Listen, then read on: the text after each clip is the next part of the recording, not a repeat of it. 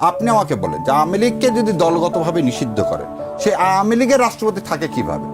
আমি ওই যে প্রথম কথাটাই যেটা বললাম বারবার, যে আপনি আমাকে একটা জিনিস বুঝান যে কিভাবে আপনি হিটলারকে রাখবেন আর নাৎসিজমকে বাতিল করবেন। ভাই, এই ইস্যুটা নির্বাচনের আগে সমাধান করা কেন সম্ভব হলো না? এখানে একটু টেকনিক্যাল একটু সমস্যা। সমস্যাটা হচ্ছে আপনি আজকে কিন্তু বিএনপির কি নাই একজন লোক বিশ্বস্ত রাষ্ট্রপতি বানানো, রাষ্ট্রপতি বানানোর যখন সুযোগ আসছে তখনই আমরা বলছি রাষ্ট্রপতিকে সরিয়ে দেন। কারণ তখন যদি রাষ্ট্রপতিকে সরিয়ে দেওয়ার কথা বলা হয়েছিল তখন বিএনপি বলছে না, এখন সরানো যাবে না, তাহলে কি হবে, একটা ভ্যাকিউম তৈরি হবে, কোন দল থেকে রাষ্ট্রপতি নিয়োগ দেওয়া হবে।